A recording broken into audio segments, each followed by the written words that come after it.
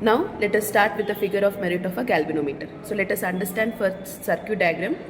So as we know, EMF of battery should be 2 volt. It is mandatory 2 volt, not more than that.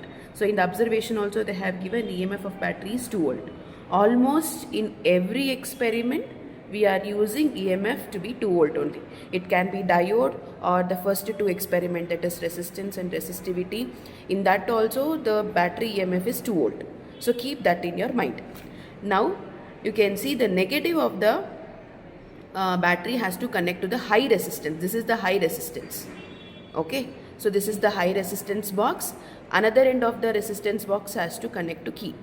Okay, so key to the galvanometer, and galvanometer another end has to connect it to the positive of the battery.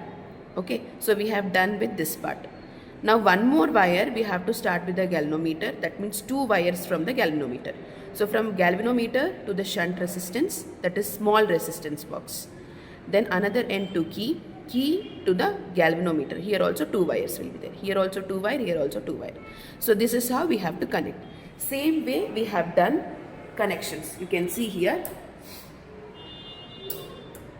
So you can see the battery EMF is 2 volt. We have to keep at 2 volt here. Okay. So the positive of the battery, it is connected to the galvanometer. Galvanometer another end has connected to the key another end to higher resistance. You can see high resistance means till 10,000 it will be there. So this is the high resistance box. Another end is connected to the negative of the battery. Okay. So now, so another end. So galvanometer, another end is connected to the short resistance, small resistance. Another end is connected to the galvanometer. This another end of the galvanometer, key is connected to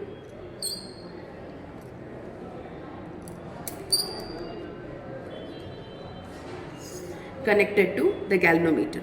So do remember this. Total we will be using 8 wires, not more than 8 wires.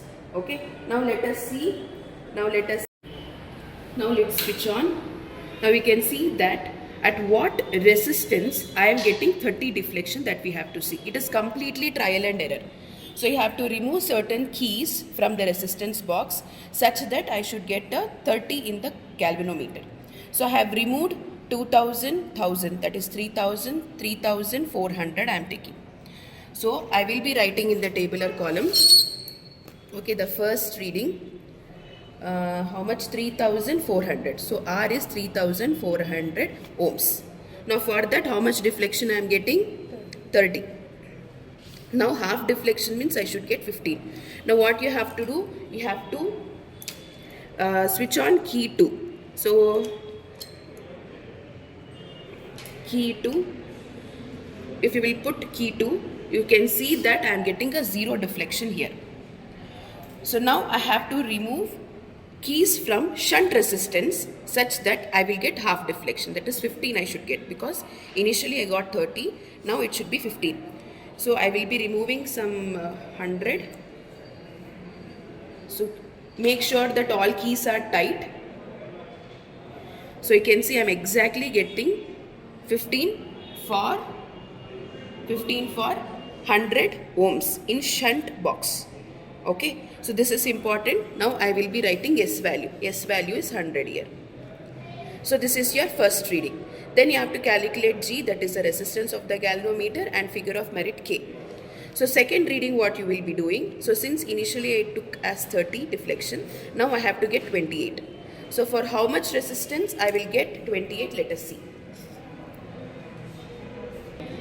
Now we have to remove K2, key 2 off.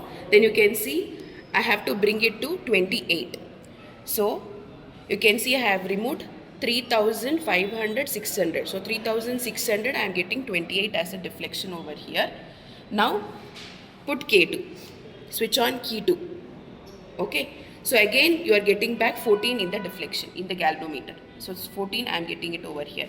So same thing you will be writing here. For 3600 I am getting 28. And half deflection will be 14. For 100 only we are getting. Almost this S value remains same. Only changing factor is this R value. Another reading you will be taking for 26, same way, similar way. And you have to calculate G and K, and you have to show the calculation mandatorily for all the 3 readings. So we have already taken 3 readings for this. So for each and every reading, what are the G value? I have calculated. So G value I got 103.03, and corresponding K value I got 1.903 into 10 to the power minus 5. Then I got, for this reading you will get 102.85, and for K value 1.92 into 10 to the power minus 5. Then here 102.56, here 1.87 into 10 to the power minus 5. As I told you, we have to calculate the mean of G, mean of K. So add all 3, this plus this plus this divided by 3. I will get around 102.81 as the average resistance of the galvanometer, 102 ohms, and K, that is a figure of merit, I will get it as 1.89 into 10 to the power minus 5 ampere per division. This is important, unit is must. So you should get almost around this value. You should get a consistent value of G, consistent value of K. So, and you have to show the calculation each and every step for all the 3 reading without fail. That means 6 calculation, 1, 2, 3, 4, 5, 6, total 6 calculation you have to show, then only you will get 3 marks. So this is the answer. You should get in this range. 100 to 103 ohms are fine. Here 1.6 into 10 to the power 5 to 2 into 10 to the power minus 5 is the range for figure of merit. Okay, this is about figure of merit of a galvanometer.